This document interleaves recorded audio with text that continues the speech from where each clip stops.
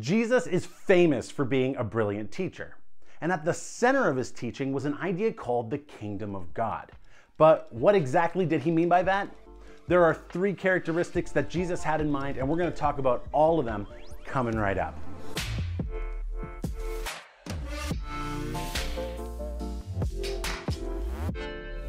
Hey, I'm Matt, and you're watching Truth Snack. If bite-sized videos that help you discuss what matters in life piques your interest, then consider subscribing.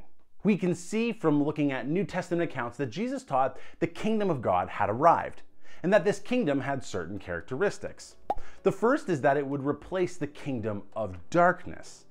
When Jesus entered the scene, he encountered many people who were demon-possessed. However, Jesus taught that the oppressive kingdom of darkness would be replaced with God's kingdom of light.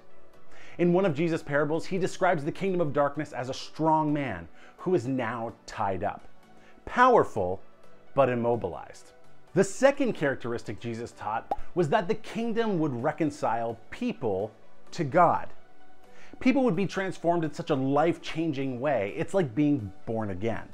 Any evil they had done which broke their relationship with God could be forgiven, and God's Spirit would live inside of them. The kingdom had a third characteristic, that it would restore creation, meaning that the kingdom would restore things to the way they were supposed to be, physically and ethically. There would be healing from sickness and even death. Additionally, those in the kingdom would live by the highest ethical code, loving others the way they themselves want to be loved, forgiving those who wrong them, and even loving their enemies. Jesus described and lived out a new ethic that was radical in its love. I think these 3 teachings sound amazing. They're really wonderful things to say, but what made Jesus' teaching so controversial was that he claimed the kingdom of God had come through him. He taught that the kingdom of darkness could be overcome and performed exorcisms like healing a little girl. He taught that you could be reconciled to God, and he actually forgave people's sins, like forgiving a paralyzed man brought to Jesus by friends. He taught creation is restored and actually healed the paralyzed man in front of him.